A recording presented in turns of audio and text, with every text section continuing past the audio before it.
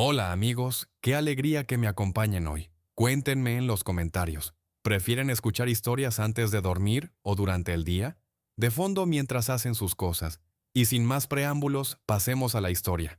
A mediados del siglo XV, mientras Italia encendía poco a poco las luces del Renacimiento, en el pequeño pueblo toscano de Vinci, perdido entre colinas y campos de olivos, comenzaba una historia destinada a convertirse en leyenda. El aire de la Toscana en aquellos tiempos estaba impregnado no solo del aroma de las hierbas, sino también de la expectativa de un cambio. El mundo, atrapado en los dogmas medievales, empezaba a despertar, y en Florencia, la deslumbrante capital de este despertar, ya gobernaban los Medici, banqueros convertidos en príncipes y mecenas de las artes. Fue precisamente aquí, el 15 de abril de 1452, en este pequeño pueblo, donde llegó al mundo un niño. Era hijo de un próspero notario florentino, Piero da Vinci, y de una joven campesina llamada Caterina. Al niño lo llamaron Leonardo. Era un hijo ilegítimo. En el siglo XV, este estatus era un estigma capaz de cerrar muchas puertas. Un niño así no podía heredar la profesión de su padre, no podía ser notario ni médico. Tenía prohibido el acceso a los gremios prestigiosos, donde se valoraba la pureza de sangre y la legitimidad de nacimiento. Pero en las historias de los grandes hombres, lo que parece un defecto fatal a menudo se convierte en el mayor de los dones. El destino, al liberar a Leonardo de una carrera predeterminada, le otorgó algo mucho mayor: la libertad. En lugar de pasar las horas estudiando latín y leyes, el pequeño Leonardo creció al aire libre. Su infancia no transcurrió en oficinas asfixiantes, sino entre las colinas de la Toscana. Su primera maestra fue la vida misma, en toda su infinita diversidad. Pasaba horas caminando por los alrededores, y su mirada no era solo curiosa, era profunda y analítica. Observaba cómo el agua del arroyo pulía las piedras, cómo cambiaba su forma bajo la presión lenta e implacable de los elementos. Seguía el vuelo de los pájaros, intentando descifrar la mecánica de sus alas, comprender cómo los frágiles huesos y plumas interactuaban con las corrientes de aire. Miraba cómo la luz caía sobre las hojas de los árboles, cambiando su color según la hora del día y la distancia. Absorbía el mundo no a través del prisma de textos ajenos, sino directamente con todos sus sentidos agudizados. Conservaría esta curiosidad infantil, pura e insaciable durante toda su vida. Sería el combustible que alimentaría su genio, obligándolo a buscar respuestas a miles de preguntas. Su padre, Piero, pronto notó el extraordinario talento de su hijo para el dibujo. El niño no se limitaba a copiar lo que veía, intentaba comprender la esencia misma de las cosas y plasmarla en el papel. Ser Piero no se opuso a esta vocación. Al contrario, tomó una decisión que posiblemente fue la mejor de su vida. Alrededor del año 1466, cuando Leonardo tenía unos 14 años, su padre lo llevó a Florencia. Y no era una Florencia cualquiera. Era el corazón mismo del Renacimiento, el epicentro de una explosión intelectual y artística, como el mundo no veía desde la antigüedad. Imaginar esta ciudad a mediados del siglo XV es imaginar un caldero hirviente de ideas, ambiciones y arte. Florencia, bajo el sabio y generoso mecenazgo de la familia Medici, era un imán para las mejores mentes y las manos más talentosas de toda Europa. Allí, el aire estaba literalmente impregnado de un espíritu de competencia, innovación y una devoción casi pagana por la belleza y el intelecto humano. Llegar allí para el joven Leonardo, criado en la tranquilidad del campo, fue como entrar en el paraíso para un artista, un científico y un pensador. Piero da Vinci no envió a su hijo a una escuela cualquiera, sino al taller de Andrea del Verrocchio. Y una vez más, el destino le sonrió a Leonardo. El taller de Verrocchio no era un simple estudio de arte donde te enseñaban a mezclar colores. Era un laboratorio universal, uno de los más avanzados de Italia. El propio Verrocchio era un verdadero hombre orquesta, un destacado escultor, joyero, ingeniero y pintor.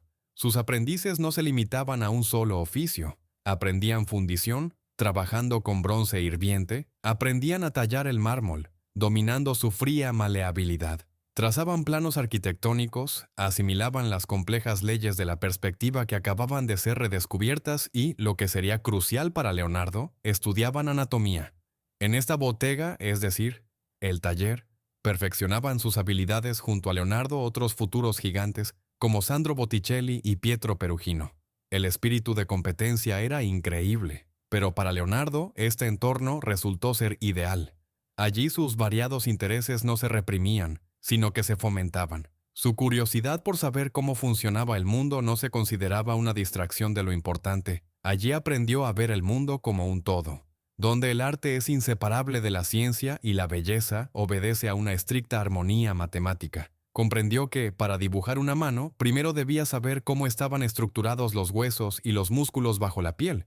Para pintar el drapeado de una tela, necesitaba entender las leyes de la física que dictaban cómo caían los pliegues. Fue precisamente en este taller donde ocurrió el famoso episodio que más tarde formaría parte integral de la leyenda de Leonardo. Verrocchio trabajaba en un gran retablo, el Bautismo de Cristo. Según la tradición de la época, el maestro encargaba a sus alumnos pintar los detalles o las figuras secundarias. Verrocchio le confió a su mejor aprendiz, Leonardo, pintar a uno de los dos ángeles arrodillados. Cuando la obra estuvo terminada y se retiraron los andamios, todos los presentes no solo vieron una diferencia, vieron un abismo. El ángel pintado por Verrocchio estaba hecho según todos los cánones de la época, hermoso, correcto, piadoso, pero algo estático, como si estuviera tallado en madera. Y a su lado estaba el ángel de Leonardo. Estaba vivo. Su cabello no era solo una masa de líneas doradas, sino rizos suaves y sedosos que parecían conservar aún la humedad del agua del río. Su rostro irradiaba una delicada luz interior, y en su mirada se leía mansedumbre, reverencia y un pensamiento profundo. La figura había sido pintada usando una técnica nueva y casi imperceptible, que más tarde se llamaría esfumato. Era una especie de bruma que suavizaba los contornos, disolviendo los límites entre la luz y la sombra, creando una sensación de perspectiva aérea y de vida.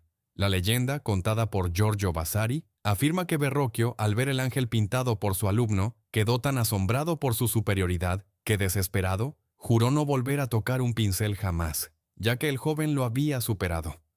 Lo más probable es que sea una hermosa exageración, pero ilustra a la perfección el hecho de que, ya en su juventud, Leonardo no se limitaba a copiar a su maestro. Abría horizontes nuevos e inexplorados en la pintura, superando a la propia realidad que intentaba retratar. En el año 1472, a la edad de 20 años, Leonardo fue admitido en el gremio de San Lucas, el gremio oficial de pintores y médicos, ya que en aquellos tiempos ambas profesiones estaban vinculadas por el conocimiento de la anatomía y la química. Se convirtió en un maestro independiente. Sin embargo, no tenía prisa por abandonar el taller de su maestro y continuó colaborando con Verrocchio durante varios años más, absorbiendo hasta los últimos conocimientos.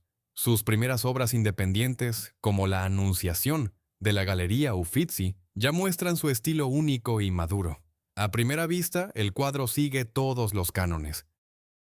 El arcángel Gabriel está arrodillado ante la Virgen María, sentada a la entrada de un palacio florentino. Pero el diablo, como siempre, está en los detalles. Basta con mirar las alas del ángel. No son alas decorativas y convencionales, como las que pintaban otros artistas de la época, a menudo parecidas a colas de pavo real. Leonardo, que ya entonces estaba obsesionado con la idea del vuelo y diseccionaba aves, pintó unas alas reales y vivas, copiadas de las alas de un ave de rapiña. Se ven poderosas, capaces de soportar peso. Se ven como si el ángel acabara de aterrizar, y el aire alrededor todavía vibrara por el poderoso batir de sus alas. Y el paisaje del fondo no es solo un telón de fondo convencional. Como era costumbre, es una auténtica investigación científica sobre la luz y la atmósfera. Las montañas lejanas se desvanecen en una bruma azulada, con sus contornos suavizados. Eso es precisamente el esfumato, que crea la ilusión de verdadera profundidad y espacio. Ya entonces, Leonardo fue uno de los primeros en comprender y aplicar a la pintura el hecho de que el aire tiene densidad y color. Comprendió que cuanto más lejos está un objeto de nosotros, mayor es la capa de aire que nos separa, y más frío y pálido será su color. Otra obra temprana, el retrato de Ginebra de Benci, lleva a cabo otra revolución silenciosa. Antes de Leonardo, los retratos femeninos en Florencia solían pintarse de perfil. Era un tributo a la tradición, una imitación de las monedas y medallas de la antigüedad. Leonardo, en cambio, gira a su modelo en 3/4. Ahora el espectador no ve solo una silueta, sino un rostro tridimensional y vivo. Y lo más importante, vemos su mirada. No se dirige al espectador, sino hacia un lado, hacia su interior. En su rostro hay un sello de melancolía, de compleja reflexión. Leonardo no se limita a plasmar el aspecto físico de una rica joven florentina. Intenta asomarse a su alma, transmitir su mundo interior, lo que él mismo llamaría más tarde los movimientos del alma.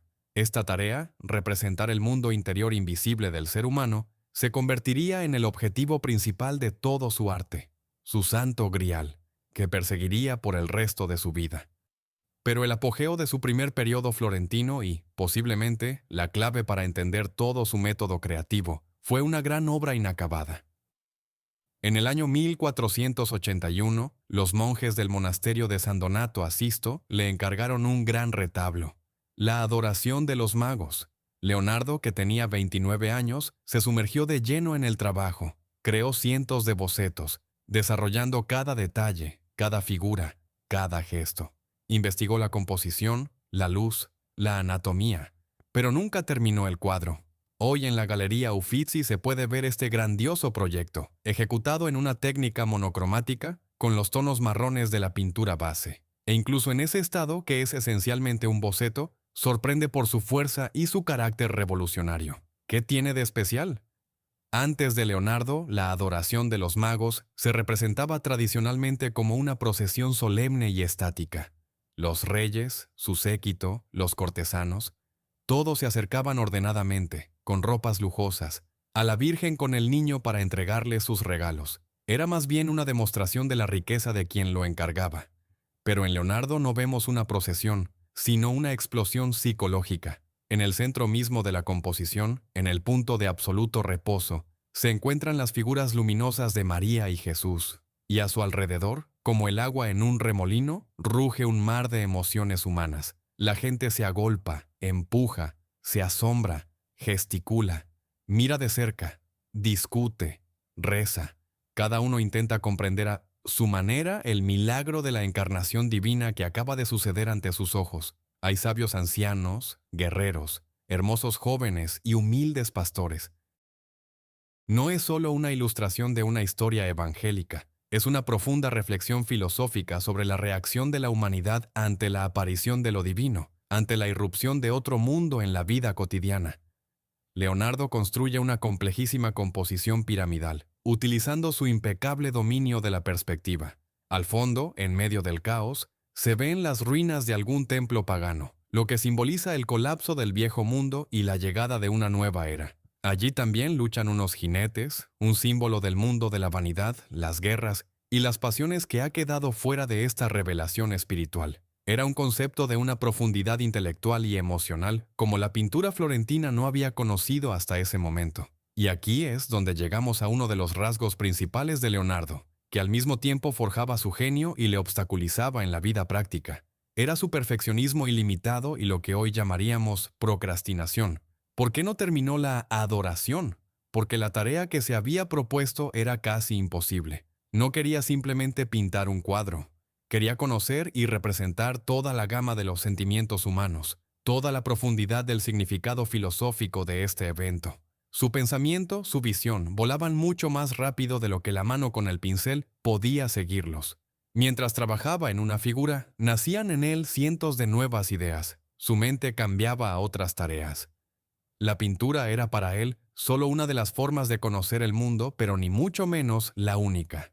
Tal vez ya entonces sentía que Florencia, con todos sus encargos artísticos y disputas estéticas, se le estaba quedando pequeña. Su mente exigía tareas a una escala mayor, más prácticas. Le atraía la ingeniería, la mecánica, la hidráulica. Quería construir puentes como el mundo no había visto jamás. Quería crear máquinas de guerra capaces de cambiar el curso de una batalla. Quería drenar pantanos, organizar grandiosas festividades para la corte. Le interesaba no solo la belleza pura, sino también la ciencia aplicada, el poder, la ingeniería. Es por eso que en el año 1482, dejando inconcluso su gran proyecto de la adoración de los magos, Leonardo da Vinci toma una decisión que cambiará toda su vida. Abandona Florencia, la cuna del Renacimiento, y se dirige al norte a Milán, a la corte del poderoso y ambicioso duque Ludovico Sforza, apodado el Moro. Este paso abriría un nuevo capítulo, lleno de grandes logros y tragedias de igual magnitud. Viaja allí, como recordarán, no como un pintor aclamado, sino principalmente como ingeniero militar, arquitecto y músico. El mundo que dejó en Florencia era un mundo de conversaciones refinadas, debates filosóficos y rivalidad artística en las plazas. Milán, por el contrario, era completamente diferente. Era una monarquía absoluta dura, pragmática y ambiciosa. Una corte donde se valoraban no tanto las ideas abstractas como la utilidad práctica, el poderío militar y un lujo deslumbrante que reafirmaba el poder. Para Leonardo, cuya mente se apasionaba por igual por la armonía de una pincelada y por la mecánica de una palanca, este entorno resultó ser sorprendentemente fructífero. En el año 1482, a los 30 años de edad, llegó a la capital de Lombardía. Las casi 2 décadas que pasaría en la corte de los Sforza se convertirían posiblemente en el periodo más productivo y al mismo tiempo en el más trágico de su vida. Se conserva su famosa carta de presentación dirigida al duque. No es la petición de un artista, sino la propuesta de negocios de un ingeniero. Contiene 10 puntos.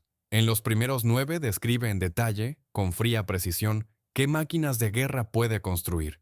Puentes ligeros y resistentes que se pueden montar y desmontar rápidamente. Armas de asedio, morteros, sistemas de suministro de agua para el ejército, carruajes blindados.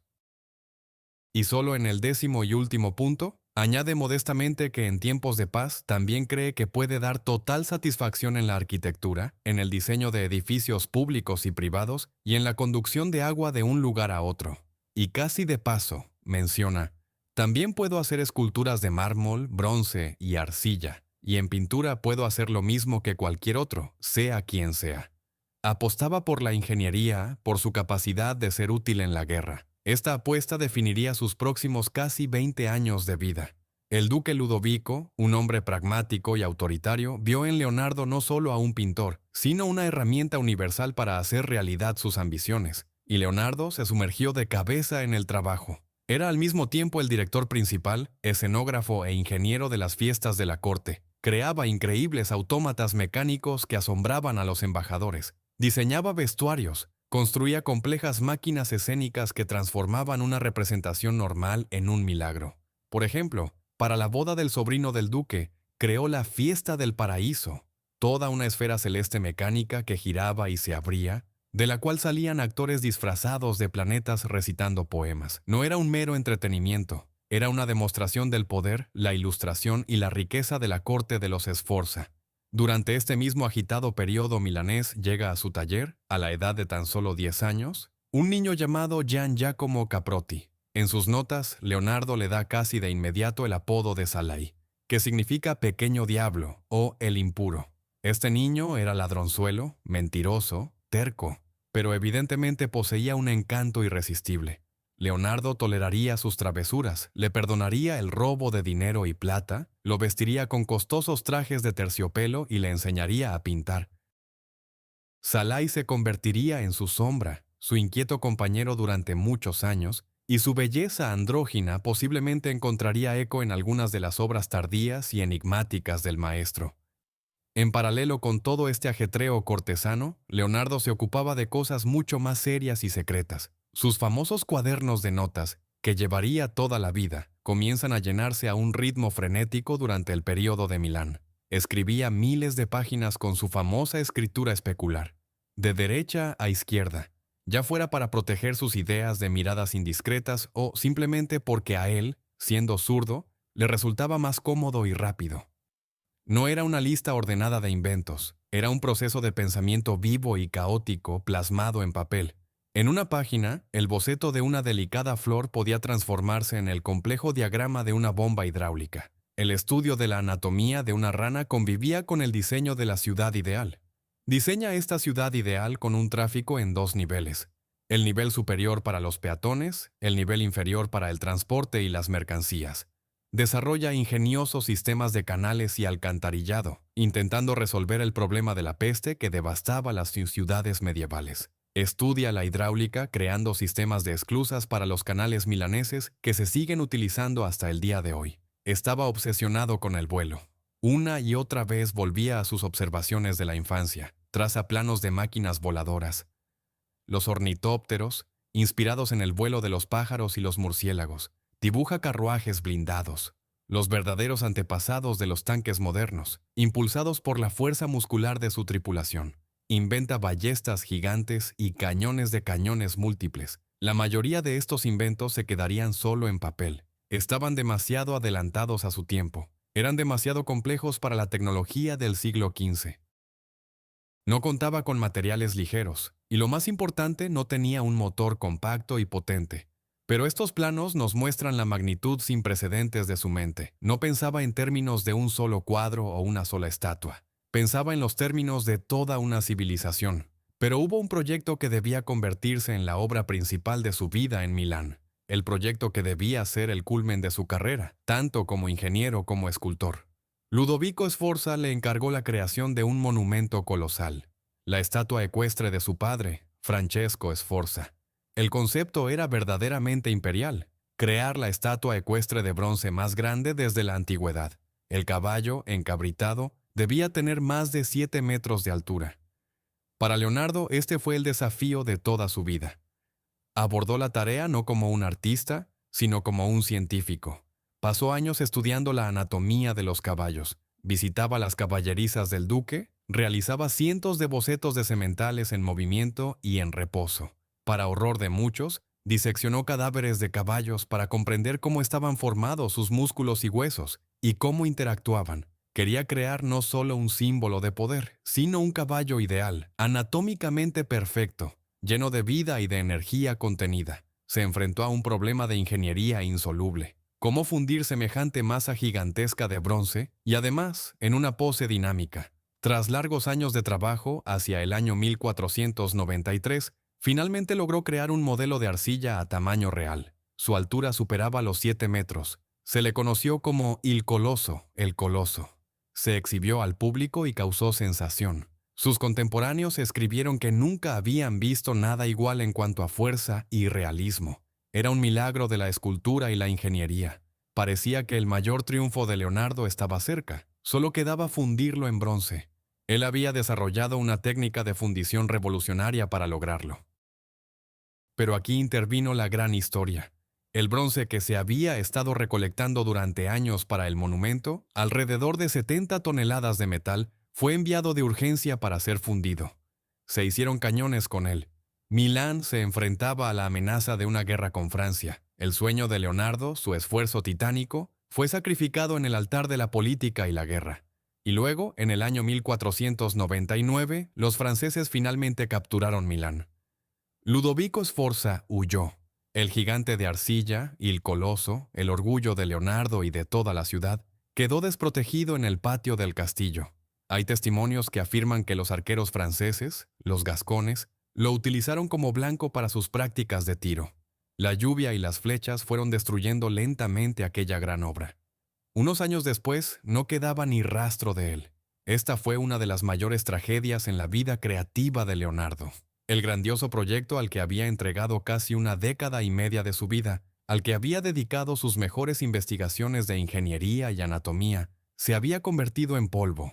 Este fracaso, esta imposibilidad de llevar a término su proyecto más grandioso, dejaría una profunda cicatriz en su alma y se convertiría en un capítulo más en la leyenda del genio cuyos sueños eran demasiado grandes para este mundo. Pero fue exactamente a la sombra de este titánico fracaso, en esos mismos años, casi de paso, cuando Leonardo creó una obra que estaba destinada a la vida eterna, aunque fuera tan frágil como su caballo de arcilla. En el año 1495, el duque Ludovico le encargó pintar una pared del refectorio, el comedor de los monjes, en el convento dominico de Santa María delle Gratie. El tema era tradicional para un lugar así, la Última Cena. El lugar donde los monjes tomaban sus alimentos debía estar decorado con la escena de la Última Cena de Cristo con sus discípulos. Parecía un encargo común y corriente, casi rutinario. Decenas de pintores antes que él habían pintado la Última Cena. Pero Leonardo no habría sido Leonardo si hubiera abordado esta tarea de forma estándar. Decidió llevar a cabo una revolución tanto técnica como artística. Comencemos por la técnica. La técnica tradicional para la pintura mural es el fresco, es decir, pintar sobre yeso húmedo. Este método es muy duradero, ya que el pigmento se convierte en parte de la pared, pero requiere una velocidad inmensa, casi sobrehumana. El artista debe terminar una sección en un solo día antes de que se seque el yeso. Las correcciones son casi imposibles. Y Leonardo era un pintor lento y contemplativo. Odiaba la prisa. Sus contemporáneos recordaban que podía llegar al monasterio temprano en la mañana, estar de pie frente a la pared durante horas, sumido en sus pensamientos, sin siquiera tocarla con el pincel, para luego dar una sola pincelada precisa y marcharse. Quería tener la libertad de hacer cambios, volver sobre su trabajo, perfeccionar los detalles y lograr las transiciones más sutiles de luz y sombra, esa misma bruma del esfumato que aplicaba en sus cuadros de caballete. Así que se embarcó en un experimento arriesgado y fatal. Decidió pintar sobre la pared seca, usando su propia y compleja mezcla de temple y óleo. Desde un punto de vista artístico, esto le dio la libertad con la que soñaba.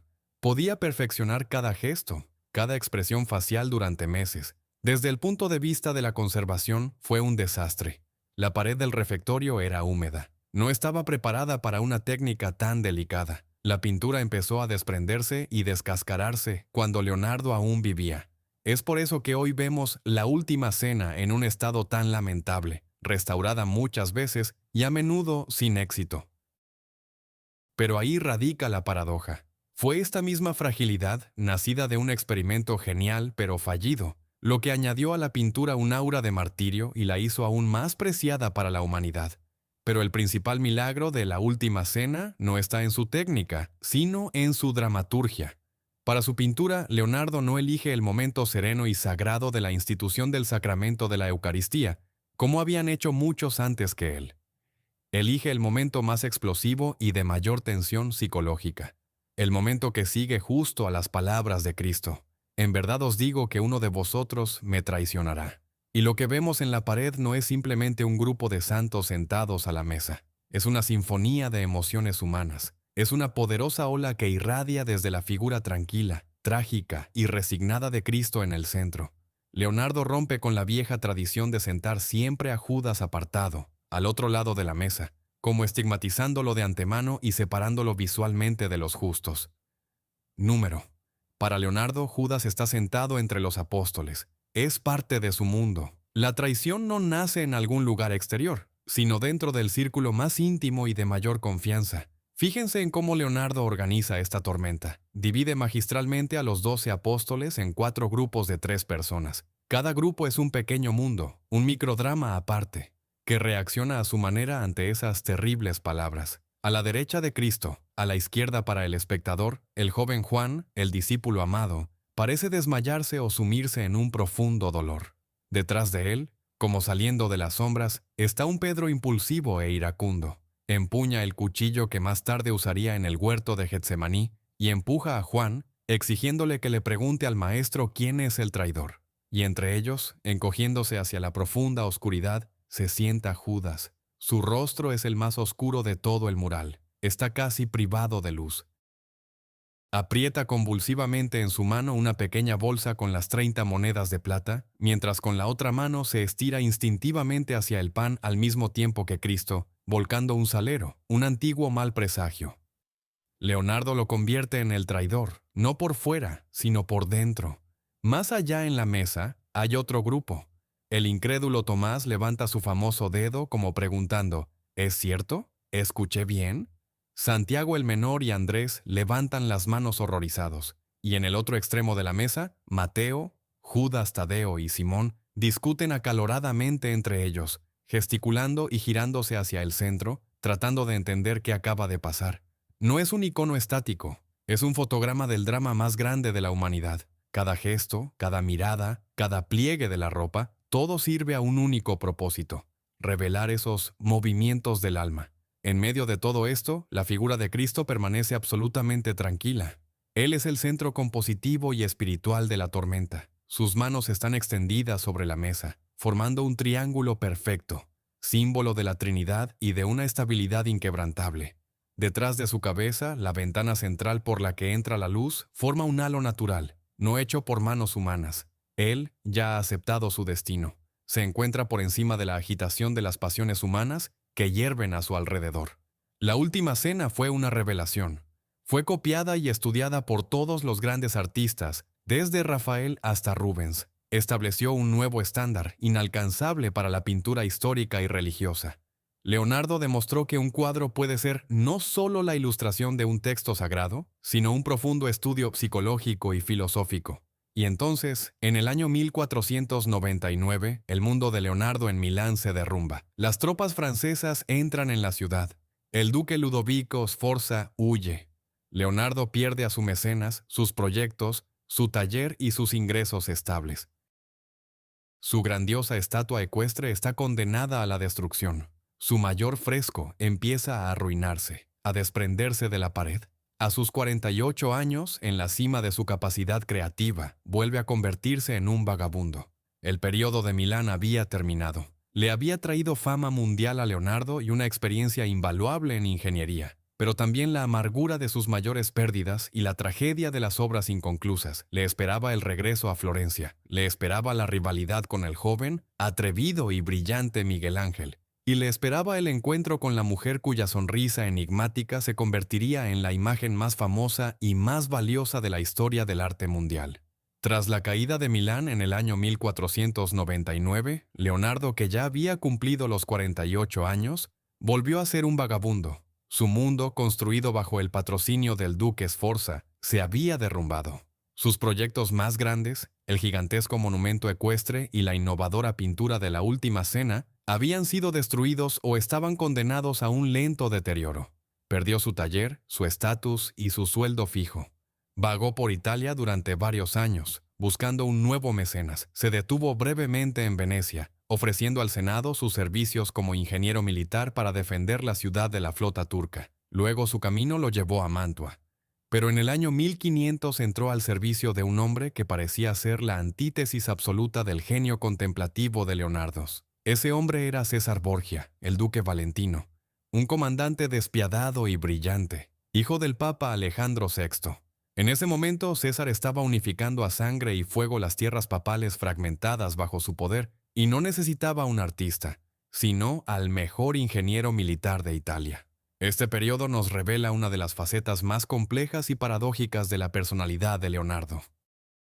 El hombre que estudiaba la delicada estructura de una flor y que escribía en sus notas sobre la locura más bestial de la guerra, entra al servicio del tirano más despiadado de su tiempo sin remordimientos morales aparentes. Parece que su curiosidad científica y su sed de actividad práctica estaban por encima de sus inclinaciones políticas. A Leonardo no le fascinaba tanto la crueldad de Borgia como su aterradora eficacia. Veía en él una fuerza parecida a la fuerza de la naturaleza, a un huracán o una inundación que valía la pena estudiar. Para César, Leonardo trabaja en su faceta favorita. Inspecciona fortalezas, traza planos de fortificaciones y, lo que es más importante, crea mapas sorprendentemente precisos para su época. No eran simples mapas, eran herramientas estratégicas, creadas a vista de pájaro. Una perspectiva que Leonardo podía imaginar gracias a sus investigaciones sobre el vuelo. Fue el primero en aprender a representar la topografía del terreno como si la mirara desde arriba. Estos mapas fueron una herramienta militar invaluable que permitió a César Borgia mover a sus tropas con una velocidad y precisión nunca antes vistas. Esta alianza entre el genio y el tirano no duró mucho. La suerte política de Borgia demostró ser inconstante, y en el año 1503, Leonardo regresa a donde todo comenzó. Regresa a Florencia. Sin embargo, ya no era la Florencia de su juventud. La ciudad había cambiado. Los Médici habían sido exiliados. El poder volvía a pertenecer a la República. Pero sobre todo, el panorama artístico había cambiado. Mientras Leonardo estaba fuera, había surgido una nueva, deslumbrante y feroz estrella. El nombre de esa estrella era Miguel Ángel Buonarroti.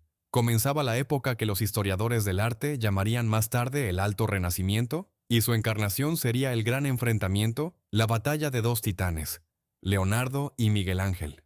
Eran absolutos polos opuestos. Leonardo, que ya tenía más de 50 años, era un cortesano refinado, elegante y encantador. Vestía ropas caras, a menudo extravagantes, como sus famosas túnicas de color rosa. Era un excelente conversador y le interesaba todo, desde la botánica hasta la hidráulica. Su arte era el fruto de un largo trabajo intelectual. Era una ciencia, un estudio sutil de la luz, la sombra y la psicología. Era un pintor hasta la médula para quien la línea debía disolverse en la bruma y el mundo estaba tejido de transiciones imperceptibles. Miguel Ángel era casi 23 años menor, y era su antítesis, hosco, de mal genio. Descuidando su aspecto exterior, a menudo sin lavar y vestido con harapos, estaba obsesionado únicamente con su arte. Era un escultor. Su mente no pensaba en luz, sino en forma. Para él, lo principal era el cuerpo, su poder, su drama, su lucha heroica contra la materia inerte. Despreciaba la pintura como arte, considerándola una ocupación para mujeres y perezosos. Odiaba especialmente la pintura al óleo de Leonardo, con sus contornos suaves, ahumados e indefinidos. Miguel Ángel creía en una línea clara, fuerte, divina, en el relieve, en la desnudez heroica. Leonardo construía la forma desde dentro, capa por capa, a partir de la sombra. Miguel Ángel quitaba todo lo que sobraba, liberando la forma que ya estaba atrapada en la piedra. Sus contemporáneos recordaban sus enfrentamientos en público. Un día, Leonardo, paseando con sus lujosas ropas, pasó junto a un grupo de hombres que discutían un pasaje complejo de Dante. Al ver al maestro, le pidieron que les explicara el significado. En ese instante apareció Miguel Ángel. Leonardo, tal vez con cierta ironía, le sugirió a él, un conocedor de Dante, que respondiera la pregunta, pero Miguel Ángel lo tomó como una burla y estalló. Le gritó a Leonardo que lo explicara él mismo. Tú que hiciste un modelo de arcilla de un caballo para fundirlo en bronce, pero fuiste incapaz de hacerlo y abandonaste la obra de manera vergonzosa. Fue un golpe en su punto más débil. Y entonces, la República Florentina, con el deseo de inmortalizar su gloria y su libertad, decide hacer algo inaudito. Encarga a los dos artistas más grandes de su tiempo dos gigantescos frescos sobre escenas de batallas. Debían decorar las paredes opuestas de la sala principal del ayuntamiento, la sala de los 500 en el Palazzo Vecchio. Iba a ser un duelo público, una batalla de genios ante los ojos de toda Italia y de todo el mundo. A Leonardo le tocó el tema de la batalla de Anghiari, la victoria de los florentinos sobre los milaneses en el año 1440. Miguel Ángel recibió la batalla de Cassina. Leonardo se sumergió de cabeza en el proyecto. Una vez más, como hizo con el monumento ecuestre, comenzó con una profunda investigación científica, pero esta vez no le interesaba tanto la anatomía de los caballos como la psicología de la guerra. En sus cuadernos de notas, precisamente en esta época, escribe su famosa frase: «La guerra es una locura bestial». No quería representar un triunfo triunfal, el brillo de las armaduras y las banderas ondeando. Quería pintar la furia, el caos, el terror y la energía animal, salvaje, de la batalla. La parte central de su composición sería el episodio de la lucha por el estandarte. Lo que conocemos a través de sus bocetos preparatorios y copias es asombroso. No es un simple choque de guerreros. Es una maraña frenética y turbulenta de cuerpos humanos y de caballos, entrelazados en un único estallido de furia primordial. Los rostros están desfigurados por los gritos hasta el punto de perder sus rasgos humanos. Los músculos están tensos al máximo. Los ojos arden de odio. Era la encarnación concentrada de su idea de que la pintura debía transmitir los movimientos del alma, más fuertes, incluso cuando se trataba de los movimientos de la locura. El cartón, es decir, el boceto a tamaño real que creó, dejó atónitos a sus contemporáneos. Se convirtió en una escuela para todo el mundo. Artistas jóvenes, incluido el joven Rafael, iban a la sala donde se exhibía y lo copiaban, tratando de descifrar cómo Leonardo había logrado transmitir el movimiento y las emociones con una fuerza tan increíble y aterradora. Pero cuando llegó el momento de trasladar esta obra maestra a la pared, Leonardo volvió a optar por el camino de la experimentación. Se topó nuevamente con su aversión por la técnica del fresco, que requería tanta prisa. Quería lograr en la pared el brillo y la profundidad de la pintura al óleo. Estaba fascinado por los textos antiguos, en particular por la descripción que hacía Plinio el Viejo de la técnica de la encáustica, es decir, la pintura con colores a base de cera. En su opinión, esta técnica le daría a su fresco brillo y durabilidad. Mezcló los pigmentos con cera y, para que se fundieran con el yeso, construyó unos braseros masivos especiales que debían calentar la pared de manera uniforme. Y el experimento fracasó estrepitosamente. La sala era demasiado enorme, y los braseros no lograban proporcionar un calor uniforme. Los colores en la parte superior del fresco no se secaron y quedaron pegajosos, mientras que en la parte inferior, Bajo el intenso calor de los braseros, la pintura de cera comenzó a derretirse, a desparramarse y a escurrirse por la pared, formando manchas horribles. Fue una catástrofe, una humillación pública. Desesperado, Leonardo intentó salvar la obra, pero ya era demasiado tarde. En el año 1506, deprimido por este colosal fracaso, abandonó el fresco y se marchó de Florencia. Con el tiempo, los restos de su mural fueron simplemente tapados por Giorgio Vasari, quien, según cuenta la leyenda, por respeto al genio de Leonardo, no la destruyó, sino que levantó una nueva pared delante de ella. La mayor escena de batalla del Renacimiento se había perdido para siempre. Solo la conocemos a través de copias, como el famoso y expresivo dibujo de Rubens y por los bocetos preparatorios del propio Leonardo. Otro gran fracaso. Otro proyecto grandioso que se convirtió en una leyenda de lo que no pudo ser. Parece que el destino de Leonardo fue la historia de un genio cuyas ideas eran demasiado grandes para los materiales y tecnologías de su época. Pero fue exactamente en esa época, durante esos mismos años, y en paralelo con su trabajo en la titánica, ruidosa y trágica Batalla de Anghiari, que a la sombra de aquel proyecto Leonardo trabajaba en otra pintura mucho más íntima, silenciosa y personal. Era un encargo privado. Un modesto comerciante de sedas de Florencia, llamado Francesco del Giocondo, le encargó un retrato de su joven esposa, Lisa Gherardini. Y aquí llegamos al núcleo mismo del mito de Leonardo. Llegamos a la Mona Lisa, o, como la llaman en Italia, la Gioconda. ¿Por qué este pequeño retrato, que mide tan solo 77 por 53 centímetros, se ha convertido en el cuadro más famoso, más reproducido y más valioso del mundo? ¿Por qué fue precisamente este y no La Última Cena o el David de Miguel Ángel? Porque en esta obra, Leonardo sintetizó todo lo que sabía sobre la pintura, sobre la naturaleza y sobre el ser humano. No es solo un retrato, es su testamento filosófico y artístico. Y lo más importante que sabemos con certeza, nunca entregó este cuadro a quien se lo encargó. Francesco del Giocondo jamás recibió el retrato de su esposa. Leonardo se lo quedó. Lo llevaba consigo a todas partes, cuando se fue de Florencia a Milán, luego a Roma y, finalmente, a Francia. No se separó de él hasta el día de su muerte, perfeccionando constantemente algún detalle, aplicando nuevas y finísimas capas de pintura. Este retrato dejó de ser la imagen de una mujer concreta. Para Leonardo se convirtió en la encarnación de la idea misma de la pintura, un símbolo de la unidad entre el ser humano y la naturaleza. Observémosla de cerca. ¿Qué tiene de revolucionaria? En primer lugar, la pose y la mirada. Al igual que en su retrato temprano de Ginebra de Benci, la modelo está girada en 3/4, pero aquí Leonardo lleva esta técnica a la perfección. Crea una sensación de presencia total, una presencia viva. Mona Lisa está sentada en un sillón. Sus brazos descansan plácidamente en el reposabrazos, formando el primer plano y creando una barrera que, al mismo tiempo, es un puente entre su mundo y el nuestro. Pero, aún así, mira directamente al espectador. Esta mirada directa, tranquila y ligeramente burlona, crea un nivel de contacto psicológico sin precedentes. Ella no es un objeto de contemplación pasiva, ella es tu interlocutora. Ella sabe que la estamos mirando. En segundo lugar, la famosa técnica del esfumato alcanza aquí una perfección absoluta, divina. Miren las comisuras de sus ojos y de sus labios. No hay ni una sola línea definida. Los contornos se desvanecen, se disuelven en una neblina transparente. Precisamente esto es lo que crea la sensación de vida, de lo fugaz, de vibración.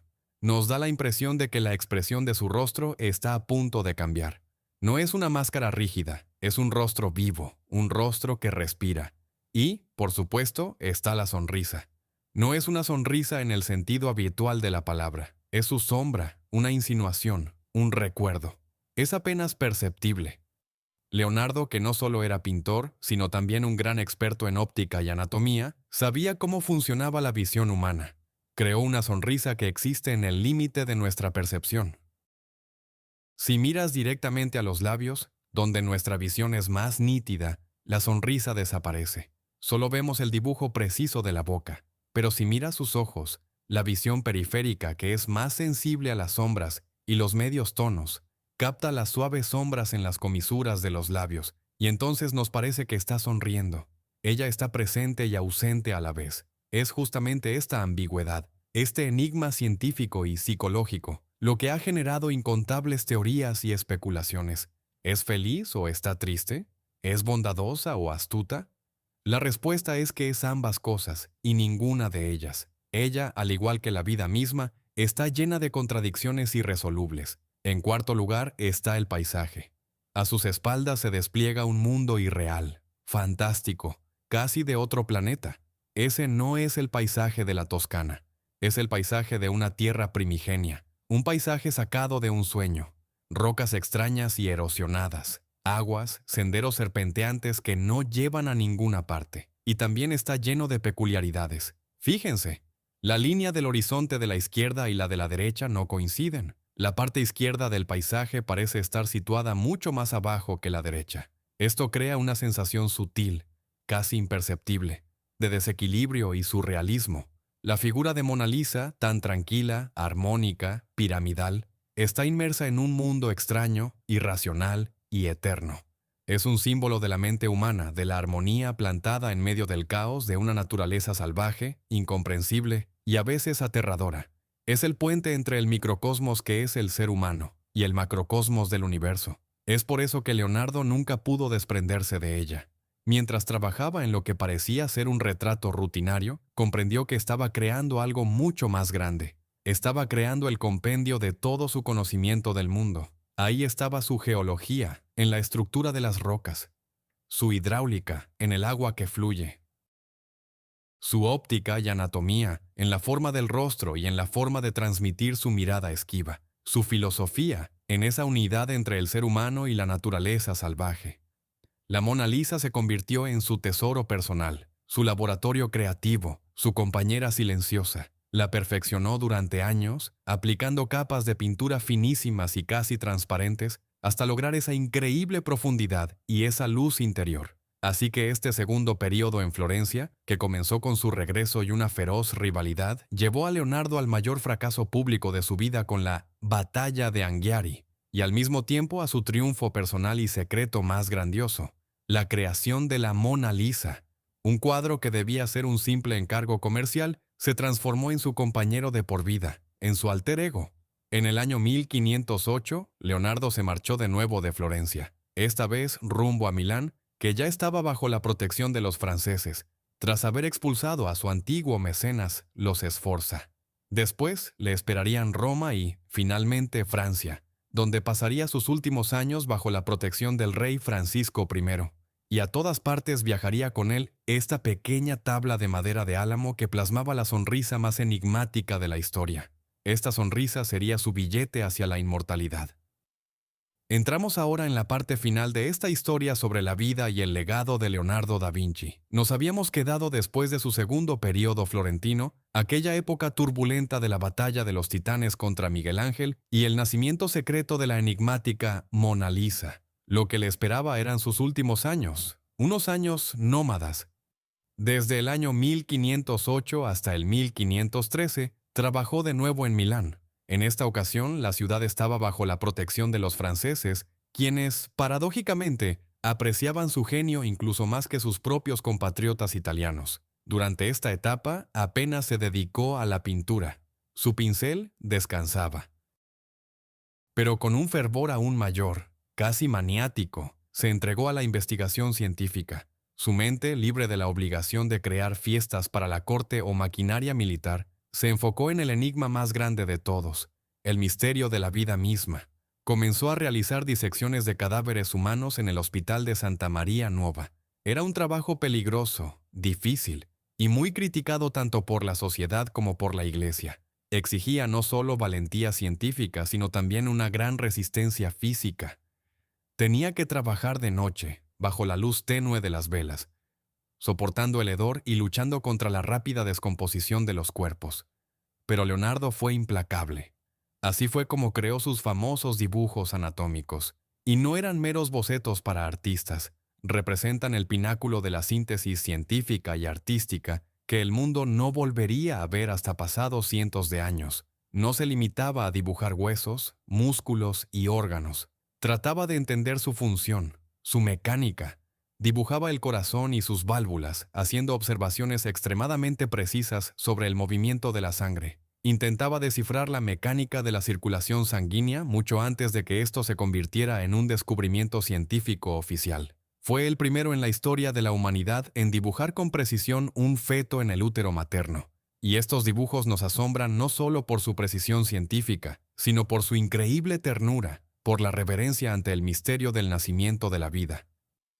Para Leonardo, la ciencia y el arte eran inseparables. Eran dos alas que le permitían volar hacia el conocimiento de la verdad. Sus estudios anatómicos eran tan importantes para él como su trabajo en La Última Cena. Simplemente eran lenguajes diferentes que utilizaba para describir el mismo milagro de la creación. En el año 1513, el panorama político volvió a cambiar. Los franceses fueron expulsados de Milán.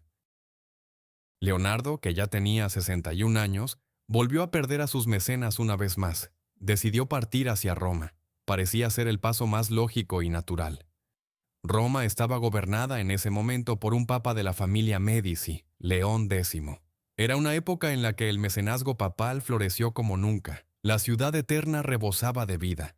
Allí mismo, en el Vaticano, trabajaban al unísono dos genios jóvenes y feroces. Rafael decoraba sus famosas estancias, creando imágenes perfectas y llenas de armonía, mientras que Miguel Ángel, tan hosco y apasionado, acababa de terminar un trabajo titánico, los frescos de la bóveda de la Capilla Sixtina, que habían dejado al mundo boquiabierto por su grandeza. Roma debía ser el punto culminante de la carrera de Leonardo, su gran triunfo, pero eso no fue lo que ocurrió. En aquella ciudad llena de genios jóvenes, llenos de energía, ambición y envueltos en una feroz competencia, el envejecido Leonardo quedó marginado. Para ellos parecía un hombre del pasado, un maestro de otra era, el Papa León X, un hombre refinado pero pragmático, no parecía confiar demasiado en la tendencia de Leonardo a experimentar sin fin en sus investigaciones y, sobre todo, en su legendaria procrastinación. Alguien le escuchó decir una vez: «Este hombre nunca terminará nada, empieza por pensar en el final de la obra». A Leonardo le asignaron encargos pequeños e insignificantes. Se sentía como un extraño en aquella gran celebración de la vida. Vivía aislado en el Palacio del Belvedere, en el Vaticano, rodeado por sus alumnos, entre los que se encontraba el leal Francesco Melzi y su siempre inquieto aprendiz, Salai. Se sumergió en sus investigaciones, en la óptica, la geometría, la mecánica, diseñó una máquina para acuñar monedas y estudió las propiedades de los espejos. Pero apenas pintó. El período romano fue para él un tiempo de profunda decepción. Se dio cuenta de que su tiempo en Italia, en la patria del Renacimiento que él mismo había ayudado a nacer, había terminado. Y fue ahí, en el ocaso de su vida, cuando parecía que la historia había terminado, cuando entra en escena un nuevo, último y tal vez el más devoto de sus mecenas. Se trataba del joven rey de Francia, Francisco I, de 22 años de edad. Francisco era un auténtico monarca del Renacimiento. Estaba fascinado por la cultura italiana y sentía una admiración inmensa, casi infantil, por Leonardo, a quien consideraba sinceramente el hombre más grandioso de su tiempo. Acababa de reconquistar Milán y allí se encontró con su ídolo. En el año 1516, le hizo a Leonardo una oferta que no pudo rechazar. Lo invitó a Francia y le ofreció algo que Leonardo, en esencia, jamás había tenido antes. No le pidió pintar cuadros específicos, ni frescos, ni construir máquinas de guerra. Tampoco le fijó plazos de entrega. Le concedió el título honorífico de primer pintor, ingeniero y arquitecto del rey. Le asignó una generosa pensión anual y puso a su entera disposición un pequeño y acogedor castillo, Clos-Lucé, cerca de la residencia real de Amboise. Básicamente, el joven rey le dijo al maestro de 64 años: «Maestro, viva aquí. Piense, converse conmigo. Ya no necesita crear nada más. Su sola presencia y sus conversaciones ya son un gran regalo para mi reino». Para Leonardo, que estaba cansado de una carrera interminable, de intrigas políticas, de encargos militares y de una larga lista de trágicos fracasos creativos, este fue el final ideal y pacífico. Pasó los últimos 3 años de su vida rodeado de absoluto respeto y tranquilidad, con la admiración del joven rey. Finalmente pudo dedicarse a lo que siempre había querido: ordenar sus innumerables y caóticos manuscritos y cuadernos de notas. Su leal alumno y heredero, Francesco Melzi, le ayudó con esa tarea. Trabajó en proyectos para construir canales en los ríos Loira y Saona, y diseñó la nueva residencia real en Romorantin. Pasaba mucho tiempo conversando con el rey Francisco. La leyenda cuenta que el rey estaba tan cautivado por la mente del genio que solía visitarlo casi todos los días a través de un pasaje subterráneo secreto que supuestamente conectaba el castillo de Clos-Lucé con el palacio real en Amboise. Junto a él durante todos esos años estuvieron sus fieles discípulos, y por supuesto estaban con él sus tres cuadros principales, sus obras más amadas, aquellas que, como el mayor de los tesoros, había traído consigo desde Italia a través de los Alpes. Eran la Santa Ana, la Virgen y el Niño, el San Juan Bautista y, claro está, el retrato de la dama florentina en el que aún seguía trabajando. La Mona Lisa. Estas obras, que estuvo perfeccionando durante décadas, se convirtieron en su declaración artística final. Especialmente reveladora es una de sus últimas obras, San Juan Bautista. Esta es, posiblemente, la pintura más misteriosa, polémica y casi inquietante de todas sus obras. De la profunda e impenetrable oscuridad, de la nada emerge la figura del joven Juan. Su cuerpo posee una plasticidad extraña, andrógina, casi femenina. En sus labios se dibuja la misma sonrisa ambigua y sabelotodo de Leonardo, tan parecida a la sonrisa de la Mona Lisa. Pero su dedo no apunta hacia el espectador, sino hacia arriba, hacia la oscuridad, hacia el vacío por encima de su hombro. El cuadro carece casi por completo de los atributos habituales de la santidad. No hay cruz ni hay cordero. No es tanto una imagen religiosa como una profunda parábola filosófica. Es el símbolo del conocimiento apuntando hacia algo supremo e incomprensible, hacia algo que se encuentra más allá de nuestro entendimiento, en esa misma oscuridad de la que ha surgido Juan. Con su inquietante misterio, este cuadro se convirtió en la esencia del Leonardo tardío y esotérico. El 2 de mayo de 1519, Leonardo da Vinci falleció en el castillo de Clos-Lucé, a la edad de 67 años. Una hermosa leyenda que más tarde los artistas plasmarían en sus cuadros, cuenta que murió en brazos del afligido rey Francisco I.